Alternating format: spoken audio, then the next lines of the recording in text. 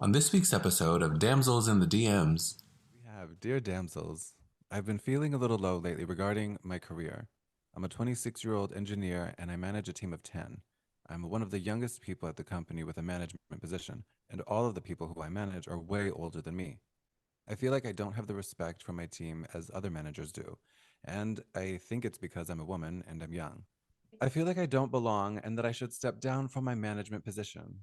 I feel like there's a huge boys' club mentality going on and I can't take it. What the heck do I do? Investigating imposter syndrome. This message is intended as a reminder that we are not licensed professionals, not psychiatrists or psychologists. If you have a serious problem, please seek professional help. The National Suicide Hotline is 1-800-273-8255. That's 1-800-273-8255. There's some damsels in the DM. Yes, queen. Tell us what's the vibe. There's some damsels in the DM. Please tell us what's the vibe. DMs, yeah we see them, yeah we read them. DMs, we don't need them, we just leave them. Please. Yeah. It's going down in the DMs. Bye. Hello, everyone, and welcome to another episode of Damsels in the DMs. I'm Lauren. I'm Ash. And I'm Alejandro. What's up, everybody? Oh my god, life is crazy.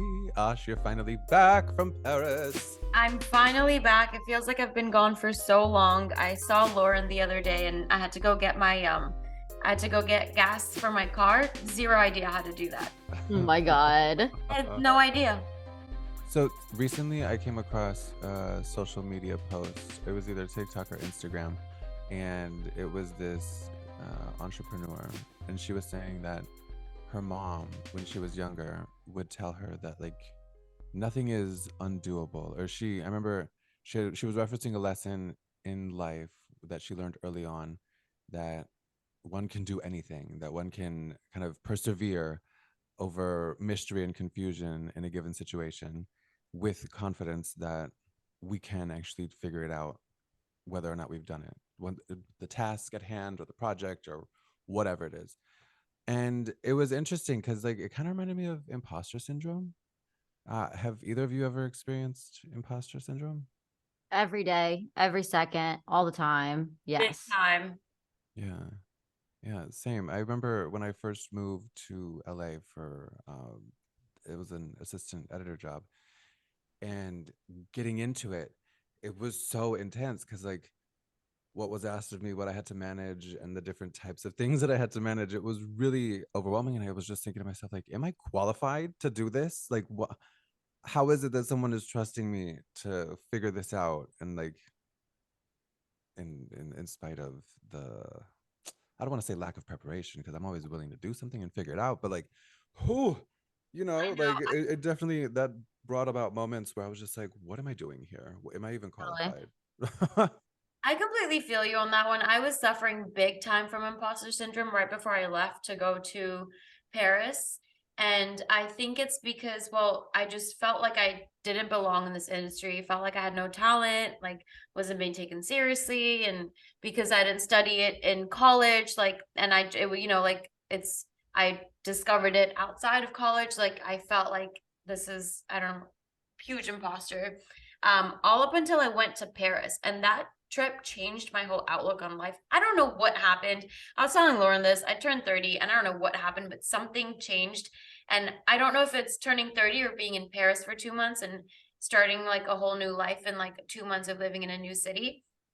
But after I signed with my new manager, I think that's when it changed because I was like, oh, wait, someone does see something in me. There is some potential in me. And then I did this acting workshop in Paris and I don't know what happened. I think it was just the teacher. I connected really well to her and she gave me all the confidence I needed to snap out of the imposter syndrome. I don't know if this is going to stay. I don't know if it's going to last and if it's going to seep back into my mental thoughts, but right now I'm feeling like I've like overcome that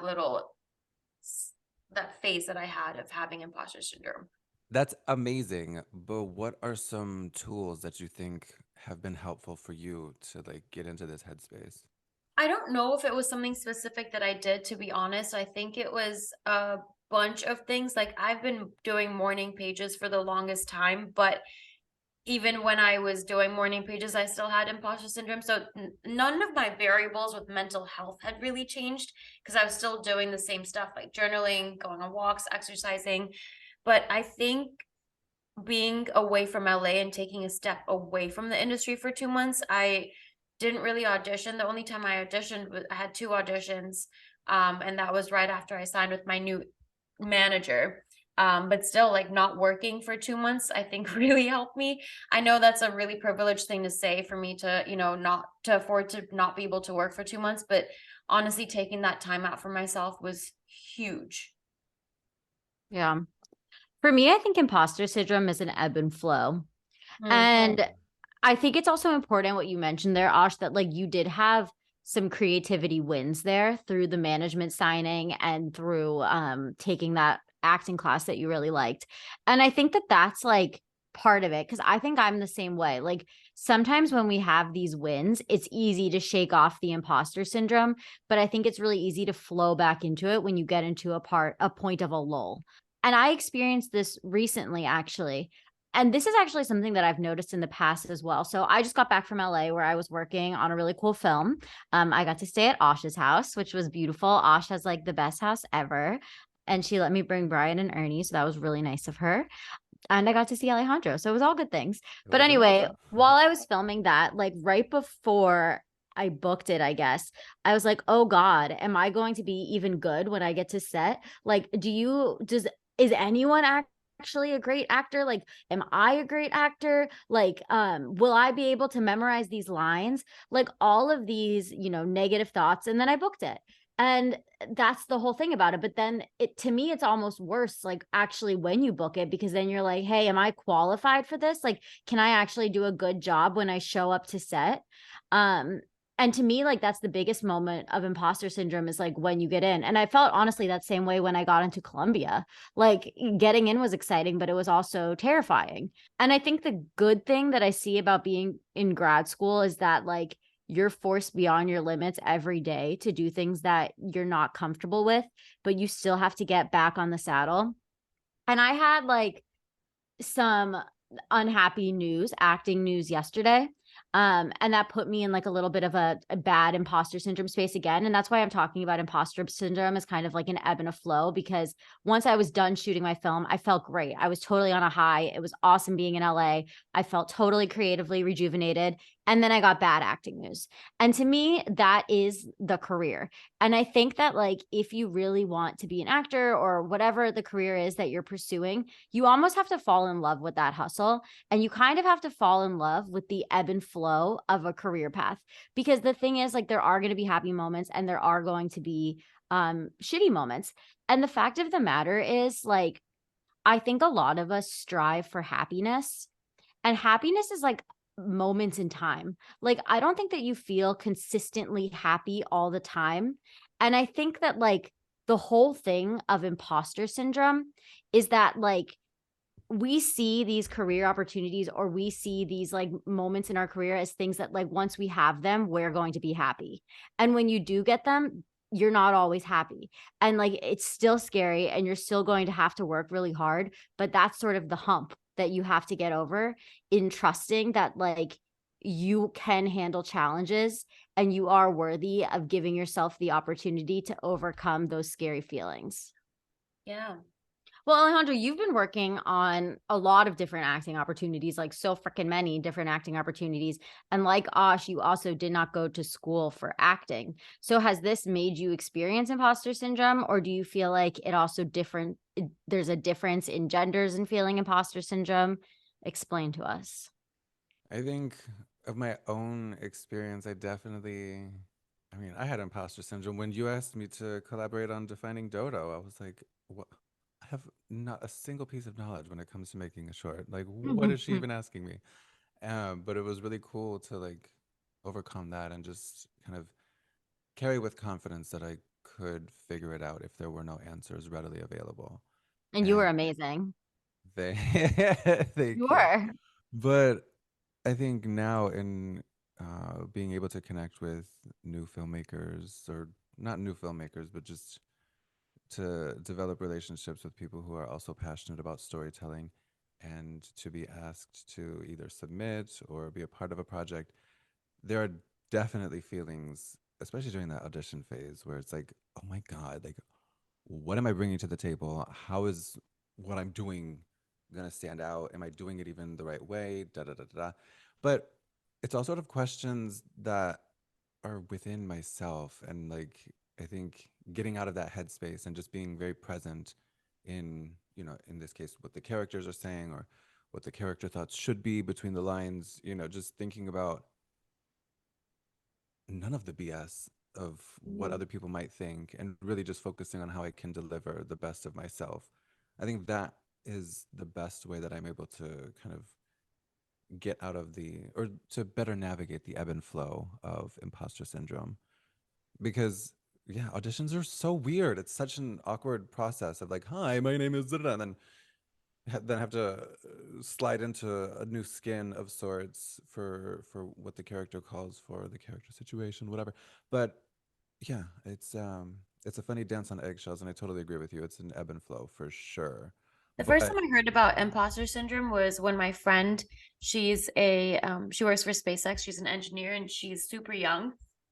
And she was telling me she had it, and she told me this like 2 years ago, I think, or maybe the beginning, or the no, actually, yeah, last year, maybe like the beginning of last year. That's like the first time I heard about it. I never knew there was a term for it. And she was telling me how she feels like she has it because she's super young on her team and she manages people who are older than her. She's also, I mean, I feel like being a female engineer too is like something that is a big thing in the industry that, you're not taken seriously. And she was telling me how she was suffering from it. And I was like, I've never heard this term before, but I feel like, and I also felt like I had no idea what she was talking about, because I was like, I don't really know what this means, until I really felt it. Because even before that, yes, I did feel like I didn't belong in the industry, or like not that I didn't belong, but I wasn't a good actor. But I never felt like I didn't really belong in the industry. I thought there was space for everyone. But this whole imposter syndrome thing, for me, it happened like this year, and more specifically, like 3 months ago or 4 months ago. I have always felt like I was going to have an epiphany when I turned 30. Like, I did feel like pressure was going to release or something when I had that. And that could be totally arbitrary. There does just feel like there is a certain amount of like pressure and insecurity when you're in your 20s that makes, I don't know, I guess like once you hit 30, allow you to have some freedom within your career and confidence within yourself. Yeah, I agree. I think I've heard so many people talk about turning 30 and how there's a switch, there's a change. And I've always been like, it's a number. Like, literally, what's the difference between 29 or 28 and 30? Like, it's literally just a number. And I don't know. I'm not saying that it's me turning 30. I really think Paris has everything to do with my change in mindset. Like, I was also telling Lauren this today. I don't have control over what people are doing with their lives. Like, I can give guidance, but that's like the furthest I can do. I'm not gonna sit there at home and like be so annoyed about whatever somebody else is doing and let it affect me. And that switch definitely happened when I turned 30. I just stopped giving a fuck. Sorry, Lauren's mom. My it's mom really commented on that recently, and she was like, tell Osh not to worry. I always love her, or something. Oh, cute. Well, hi, Mom. I know she's listening too. Both our moms listen. Osh's Right. mom isn't allowed to listen. Yeah, she's definitely not allowed to listen. She's like, you went on a date? You didn't tell me? And he's not Indian? That's actually But a question. Have you guys ever experienced imposter syndrome within your dating lives? I don't even know how to like put imposter syndrome into dating. Like, I can't even think of how that Like, would you're even. not good enough for someone. Being not good enough. Somebody would never like look at you that way. Um, like they're too good for you. I have felt I have had someone treat me like I'm not good enough for them my very toxic ex, but I never thought that he was too good for me because there was nothing going on in his life. Like absolutely nothing. No job, nothing. I certainly have back in the day. Like I certainly felt like people were too good for me and like that I wasn't worthy, blah blah blah. And then I've talked about this before, but I think I felt so like desperate to hang on to them that like that insecurity showed tenfold. And I think that for a lot of reasons, it was like why they would break up with me that I wasn't able to see at the time. It's actually funny. I talked about being a serial dater on one of our podcast episodes. My mom like messaged me afterwards and was like, "You were a serial dater. Like, do you remember like how upset you used to get like about every breakup?" She was like, "Yeah, I think you had an issue, but glad that you've like figured it out and you found a good guy now." And I was like, "Yeah, mom, that's why I have a podcast to like talk about my issue and how I'm like well now. Thank you." Anyway. This is free therapy, Mom. We don't pay for therapists. We make Yeah. podcasts and we talk about our feelings. Exactly. They're welcome. They're welcome. I've experienced it, not that I didn't think I was good enough, but in the sense that there have been guys who I've dated who haven't shown up for me the way that I show up for them. So for that reason, it almost feels like, I don't know if it's imposter syndrome, maybe, where it's just like I kind of question myself and like, oh, should I be doing something differently in order to like attain a similar level of support? I don't know. But maybe that's just like more of an indication of the other side than myself. But I think it's interesting that it's not only what we do that can affect our level of feeling the imposter syndrome, but I think it's how other people interact with us or how other people make us feel. I think that can also have a significant effect on whether or not or to what degree we feel that level of imposter feeling. Yeah, it's so true. Like imposter syndrome is more about how you make yourself feel rather than how other people are making you feel. Yeah, because validation will only help it a little bit and it's gonna come right back. But your internal validation, like you said, Lauren, like the way you make yourself feel, the thoughts that you have in your mind and what you're telling yourself is ultimately going to be the thing that kicks it in the butt. Yeah, we've said it before too. There's nobody else that's going to advocate for us like ourselves. Yeah. And it's hard. I mean, it's easier said than done. It is super hard to keep having, positive thoughts about something that you feel not insecure about, but I guess insecure would be an okay word to use. It is really hard to keep motivating yourself, especially in our industry where we've talked about this, a very self-motivating industry. And if you already think you suck and if you already feel like you don't belong, like how are you going to even make it or like make money at least, like, book something? You can't. No Yeah. one's going to take you seriously. No one's going to see your talent if you can't even see your own talent. I know that's right. No, it's 100% true. And the other flip of the coin is that like some of the opportunities that allow us to make ourselves marketable or train us to be better actors are expensive and not everybody has access to those. Like something that I think about all the time is like what a privilege it is to be an actor that I think that we forget about all the time because it really does like cost a ton of money to really be able to put yourself out there. And I think that's like a part of imposter syndrome is like a lot of it has to do with how did you grow up? Who was your support system? What were your parents telling you? Were your parents telling you that you were the best? Were your parents telling you that you could do your career? Because I think a lot of the ways that we feel towards ourselves are developed early on. Yeah. Well, it's interesting that you mention, what was it? You mentioned something about engineering, and I think our letter is from someone who's in the engineering field. Shall we dive in? All right, so we have, Dear damsels, I'm writing to you from Nebraska. I've been feeling a little low lately regarding my career. I'm a 26-year-old engineer and I manage a team of 10.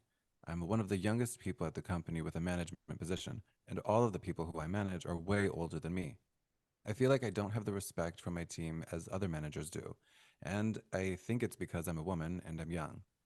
There aren't that many women engineers in this company, and it's hard to be taken seriously. I feel like I don't belong and that I should step down from my management position. I feel like there's a huge boys club mentality going on and I can't take it. I'm not invited to any of the social events and it seems as though the room gets quiet every time I walk in. What the heck do I do? Investigating imposter syndrome. I do think what I was going to say is the one thing that I've gotten better about, I think, as I've gotten older is understanding that not everything is about me. And I mean that in like a positive way, that like all the times where I feel like, oh, somebody didn't like me or I said something weird and now somebody's thinking about it and they think I'm weird, they're probably not thinking about you. And I think that it's like you feeling like all of these people are talking about you and that you think things are get quiet. My guess is that it's likely in your head because you're already feeling insecure about them. Because I know that, you know, when I'm in a situation where I feel uncomfortable, I make up all these different stories in my head and overthink everything because I'm already feeling awkward or I'm already feeling bad. So I think a lot of this is in your head. And when I say that this isn't always about you, I again mean this in a positive way, in the sense that you are paving the way for so many other people who want to be in this position like you. You're doing such an incredible thing, and it's so brave and it's so courageous, and there needs to be more people like you. And that's exactly why you have to persist and you have to stay in it. And I know that it's hard, but everything good that we have to go through is also difficult. And the truth of the matter is, you're going to be okay, and it's okay to ask for help. And I think that that's like the biggest thing that we forget is that one, it's okay to ask other people on your team, like, hey, do you have any feedback for me? Like, what do you think I can be doing better? And two, it's also okay to ask people who have left your position or been in your position before, like, what was your feedback on the role? What are things that you think would help me to stand out as a good employee? Like, what were things that you did that you think were effective? Or ask people who are in higher positions, like what they did to get to where they are. I think that like one of the best things we can do in any career is just utilize your network and not be afraid to ask for help or ask for feedback. I just asked for feedback on an audition recently and it was really scary. And I was opening myself up to hearing like negative things and negative notes. And honestly, it came down to the fact that there was actually nothing wrong with my audition. Didn't have anything bad to say about the audition. It was just an energy that I had that came off of as confident when the character was insecure. And like, guess what? That's going to happen. And sometimes like people's attitudes, if they seem like they're in a bad mood or you know they seem unhappy, it has nothing to do with you and it's all about whatever they're going through. I know that's right. I love that. And like the other thing too, like I understand why I guess I can't really understand, but I hear what she's saying when she's saying I think it's because I'm a woman and I'm young. I mean, those might be atypical of a stereotypical engineer, but at the same time you got your credentials and the fact that you're young and at this company in a managerial position, like you better pat yourself on the back and, you know, love and celebrate the fact that you are doing the damn thing. And that energy that you might be feeling when you walk in and then be surrounded by this boys club mentality, whatever. I mean, maybe that's just because your energy is just shining bright and they don't know how to take it. Yeah. It is really scary though. I completely agree with you, Lauren. Like you do have to in these situations insert yourself.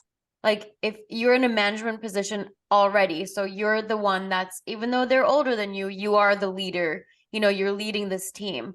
So definitely don't step down. I think step up. And if there's a boys club mentality, literally go up to them and be like, hey, what are you guys doing tonight? Oh, you guys are going out. Mind if I join? I know it's really scary. I probably wouldn't do that because it's terrifying.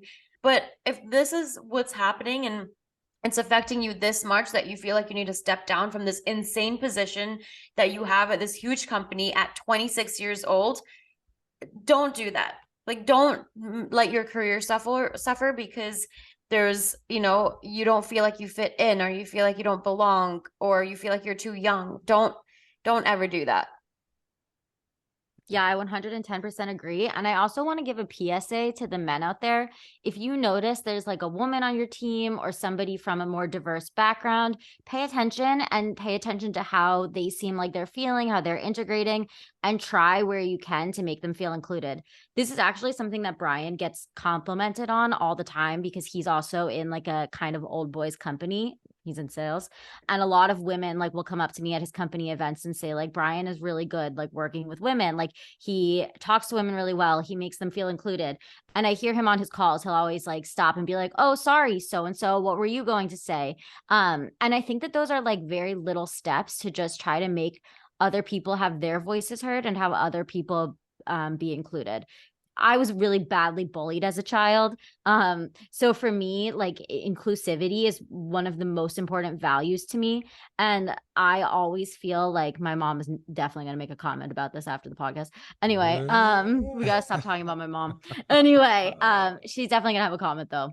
Inclusivity has always been very important to me. And it's always been important if I see somebody who seems like they're kind of left out or nobody's talking to them to try to find a way to integrate them. And Lauren's 5, what did we call it? Lauren's 5 tips for honest feedback. This comes to play here because when you see somebody who seems like they're not really fitting in or they're not being integrated, you play question master. And guess what? It comes up here as well, because when you're not being integrated and you want to get to know people better, you play question master. People love to talk about themselves and people always want to have questions asked of them.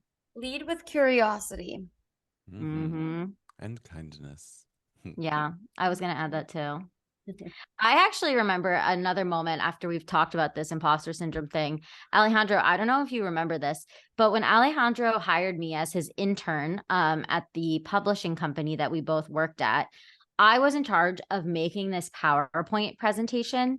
And there were a lot of things asked of us at this company. Alejandro, you can discuss this for yourself. Where like I don't think that we really felt prepared or really had any idea what you were doing, but you kind of like had to lead with confidence.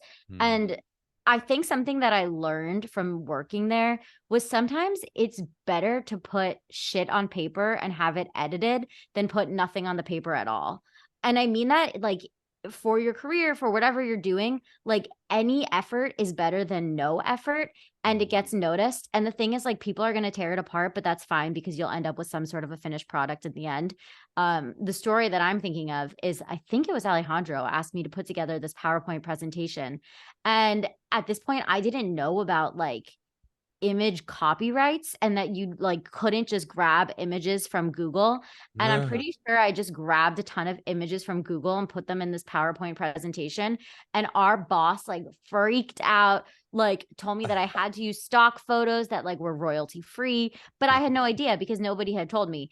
And that sent me into like the worst cycle of imposter syndrome. Like I was so sure that I was going to be fired the next day. I was like, I never deserved this job from the beginning. I had nothing to do with being here. And the thing is, I worked there for like 4 more years after. And like, that's the thing. Like, you can't be afraid to screw up because like we all learn from our mistakes. And you better be sure as hell that in any film that I make after this point, I'm going to check on the royalties. So, just don't be afraid to fail. And I think that's the key to imposter syndrome is like, yeah, it's scary. Feel the feeling, then move on and keep going.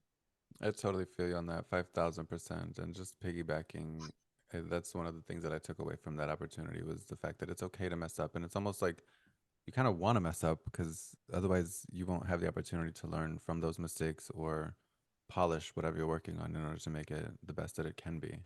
But the same goes for not only work stuff, but like personal projects that we have on our own, or even, interesting conversations that could be had with a partner. You don't know until you ask or bring something up. So. And I think about you all the time with that opportunity, Alejandro, because that was the opportunity that brought you to LA, right?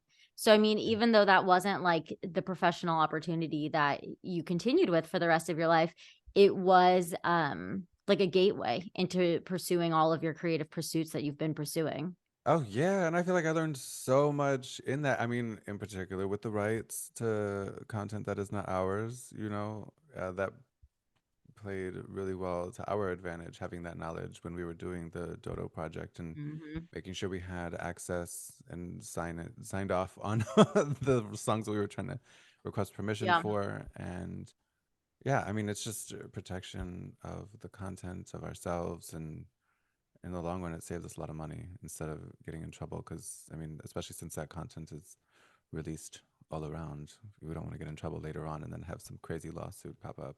But yeah, I mean that it's wild to reflect on that because that's been 6 years now. Yeah. 6 years since I've been Oh on it. wow. Yeah, it's Yeah. cool. I mean, it's beautiful how things have been lining up, and still to this day, I think there are times that I do struggle with imposter syndrome, whether it be with work stuff or um, acting or writing. But it's exciting to not only have friends who are supportive, but also to know that like within myself, I can do that which I want to achieve, and it's all within our own capacity and in our own two hands to bring it to life, to bring it to fruition. Something that I'll Nice. never forget that our acting teacher taught us, mine and Lauren's acting teacher, was when I do feel like I suck or, I'm not talented, all I have to say is I'm enough, I'm enough, I'm enough. And I still do that. I'll write it in my gratitude journal or I'll say it out loud and I'll try to like really believe what I'm saying, not just say it and then be done with it, but like really say it until I believe it. Yeah. I like what he also said about keep trudging. I Yeah. thought that was always good because it does feel sometimes like you are really trudging. Yeah. And I think sometimes you have to take a second to breathe while you're trudging and just say like, whew, this is really hard. And like, this is a tough career path. And today it doesn't feel good, but then tomorrow you keep trudging on. Mhm. Yeah. Alejandro, one thing about that job that we talked about was that you were really good at advocating for yourself. And you were really good, I think, at talking to higher ups about what wasn't working, how you thought it could make it work, and how it could work better for you. Mm-hmm. What do you think led you to have the confidence to do that? And how did you do that so our listeners can learn from that? I think first you have to identify what your own goals are and really understanding like the path or the direction that you want to take with, in this case, your career. But then I think it's also important to understand the leadership style of the person that you're working with, as well as communication style, because some people are very specific in how they prefer to have certain things brought to their attention. But, respecting ourselves and respecting, the higher ups in this case, I think that understanding really helps to identify the language that one needs to use when advocating for ourselves. And it doesn't have to be a super aggressive conversation. It can really just be about like establishing some ground rules or trying to create some common ground in terms of the alignment, what we are not going to put up with, and what they can do to improve upon however the collaboration is going. Because I feel like oftentimes we put ourselves into this box of, oh, I need to be careful about how I phrase this or how I ask this question or da da da. But then at the end of the day, it's like if our bosses are expecting the best of us, we should expect the best of our bosses. And they won't know what's working or what's not working until we tell them. And again, it doesn't have to be super crazy or aggressive or assertive. It can be respectful, but it has to be specific. So I think, yeah, maintaining specificity in what we're trying to bring to their attention is also going to be a great way to make some headway in terms of finding that common ground and making some actual progress on a project. Because the worst thing is dealing with a person that you don't want to interact with and then having to like spend so much time trying to, work on something if there's no alignment. That's just, oof, that's rough. Totally. I think for our letter writer, ask and you shall receive is a big thing, is what I'm getting from what you just said, Alejandra, because it's so important what you said. Like our bosses, if they expect us to treat them with respect, we also need the same back. And for the letter writer, ask for respect, ask for people to treat you the way that you want to be treated. As long as you're doing it, you're also treating them well, which I'm assuming you are, obviously. Otherwise, you wouldn't think about stepping down from your management position. But I think ask and you shall receive. It's the only thing that I can really tell you that's a big takeaway, because imposter syndrome is gonna come up. It's gonna hopefully never stay forever, but it's still gonna come up, especially in our industries and your industry too, and being a woman or a minority in that field. It's gonna keep coming up, and you're gonna keep getting tested. You just need to ask for what you want. And keep Yeah. on pushing forward, because you're a role model and you're Totally. laying the groundwork for those to come, as difficult as that may be to see now in the present tense. In the future, you are creating a long-lasting impact, I trust. So have some patience and give yourself some credit. Aj, I feel like we both have also been better at advocating for ourselves within representation too. And like that's also tough. And I know in my earlier 20s, I was not doing that for sure. I was so terrified of losing them and thinking that like I wouldn't have a career. But I do think like that's a lesson that we can all learn from, is that like you do have to ask for what you want. Like and if things aren't going the way you want them to be going, you have to tell somebody, you have to advocate for them. People can't read your mind. So, you know, you need to speak up for yourself, because other people aren't going to. I know, that's right. And no one else is going to write these letters except for our listeners. So we wait eagerly for all of your submissions, whether they be DMs, comments, or letters written. You can even submit a voicemail, as we've said before. We love hearing your voices. And please also subscribe, rate, and review us on your favorite podcasting platform. It's just really important. It really makes a difference. You know, just listen to what we're talking about right now, pick up your phone, and write us a review. We say it every time, but is it that hard? Just pick it up and write it. Just fucking do it. Yeah, constructive criticism helps too. You know, I want all the feedback. We talked so much about feedback. Okay, so give us some feedback. All right, everybody. Well, thank you so much for tuning in to another episode of Damsels in the DMs. Until next time. It's going down in the DMs. Bye. DMs, we don't need them. We just leave them. Please. Yeah. It's going down in the DMs. Bye.